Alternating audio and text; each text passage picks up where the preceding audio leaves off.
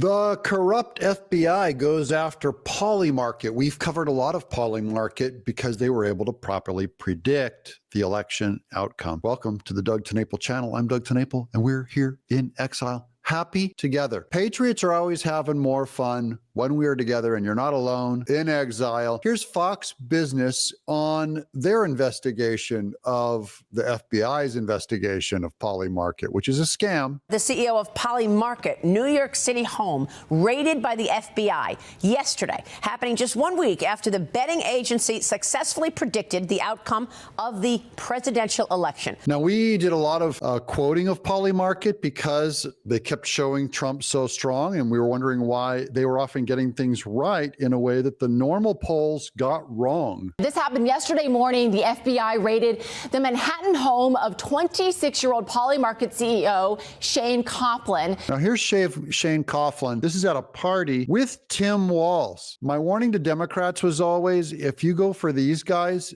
you're going to get caught. The FBI will come after you too, in case you thought they would just come after Republicans. Taking a cell phone and electronic devices from his apartment. That raid, as you mentioned, comes after the crypto predictions betting platform correctly predicted Donald Trump's victory last week, contrary to opinion polling. And really, this is about the Democrats protecting their corrupt opinion polling that go from all their Democrat news sources, where we kept going like, why do they keep showing Harris +3? Why do they keep showing Harris +2? When it appears that Trump is ahead. Well, the PolyMarket side, people were able to bet their money on who they thought would win. And they overwhelmingly kept going for Trump. Why? They weren't influenced by politics. They were influenced by greed. And when someone bets their own money, they don't screw around with politics. They go, who do I really think is going to win? And they really, really thought it was going to be Trump. You'll see some of these outrageous bets. A spokesperson for the company called the raid, quote,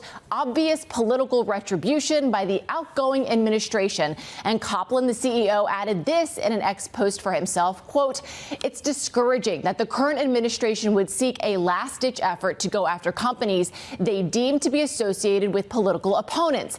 The incumbents should do some self-reflection and recognize that taking a more pro-business, pro-startup approach may be what would have changed their fate this election. That's Shane Coughlin offering a sick burn against them. Maybe if you were more pro-business, you wouldn't have lost. But PolyMarket gained a lot of attention in this election cycle. Around $3.5 billion were wagered on the presidential election. And Maria, it also got the platform investment from Republican billionaire Peter Thiel, who supported Trump back in 2016 and has also mentored J.D. Vance. So Peter Thiel is one of J.D. Vance's think tank guys. He's some kind of a genius. He's a gay guy. And I happen to have this cool quote on how science is more like a religion. What has become science, I'll use air quotes around science, is something that is more dogmatic than the Catholic Church was in the 17th century. He's talking about the politicization of science and how it's collapsing because of it. But he's brilliant, and he bet $1 million that Trump would win, and he was right, but he's not the biggest bet by far. Now, since the election, questions have been raised about some of the betting activity on PolyMarket. One anonymous user reportedly cashed in huge over Trump's victory. He was known as the Trump whale and reportedly made a profit of $85 million by betting Trump would win both the presidency and the popular vote. The company says that he is a French national. So a guy from France was bet enough money to make $80 million off this site. I only want to say that guy, a guy from France, had a better grasp of our election than almost all of the polls that kept saying Harris +2, Harris +1, Harris, oh, it's really close. She's doing really good. She's so brat. She's ahead. And this French guy's just laying down bets going, Trump, he's not just going to win the election, he's going to win the popular vote. This is outrageous that the FBI is not going down easy. They know President Trump is coming for them after all the behavior against Trump. And what do? They show up at PolyMarket CEO's home and raid the place at 6 o'clock in the morning. They confiscated his phone, his computer, and his girlfriend's computer as well, Mark. It's that 6 in the morning thing that they always do. They want to try and get you in your underwear, muddle-headed, big surprise. They're breaking on the door. They've got their guns, 23 agents.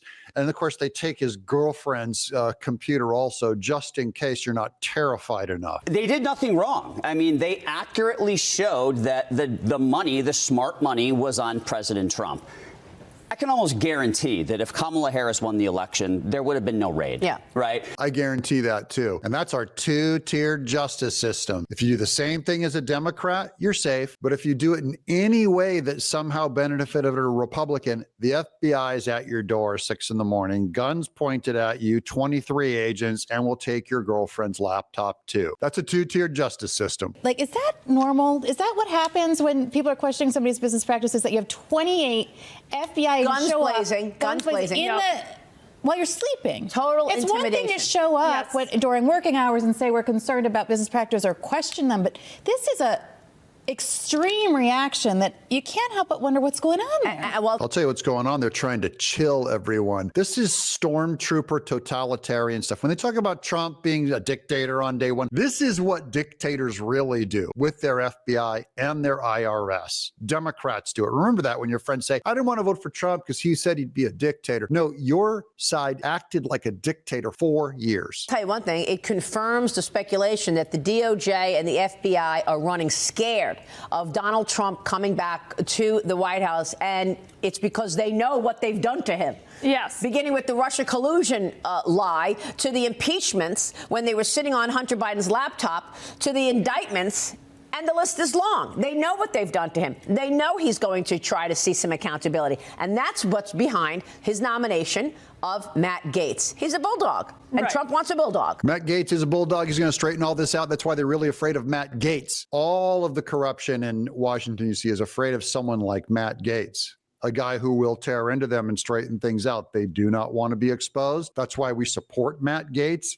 That's why only people that are trying to hide corruption and cover up for corruption are against Matt Gaetz, including some of our allies are that way. They're falling for it. Don't you guys fall for it, guys. Yes, he wants someone to basically clean house and put these, agencies in their place. And it does look like political retaliation. Looks like it because it is. Everyone sees it. This is in public, guys. This is political retaliation from the Biden administration, parting shots. I mean, even Nate Silver, who's an elections forecasting expert, as we know, is an advisor to PolyMarket. And he's often said that these betting markets really democratize election information for voters.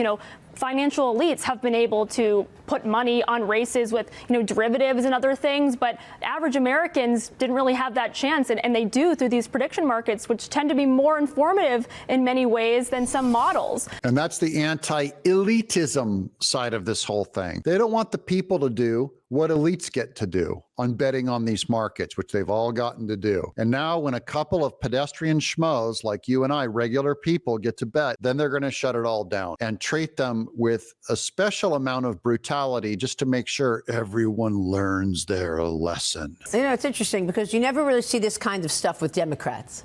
Right? I mean, Right. like, how many times have people questioned how perfectly Nancy Pelosi and her husband invest? Gosh, that's how such a good many point. times have people questioned, wow, they bought Microsoft stock a couple of months before they got a big government contract. Wow. I mean, it's just all the coincidences about how they invest. Never a question. There are whole betting pools on Twitter that track every trade that the Pelosi's make, and they allow you to make the same trade so that you can beat the market by like 130%. That's how brilliant the Pelosi's are. They will never get investigated by the FBI because you know why. Everyone knows why. We should have known this would happen out of this administration when they wanted to hire 80,000 new IRS agents and arm them.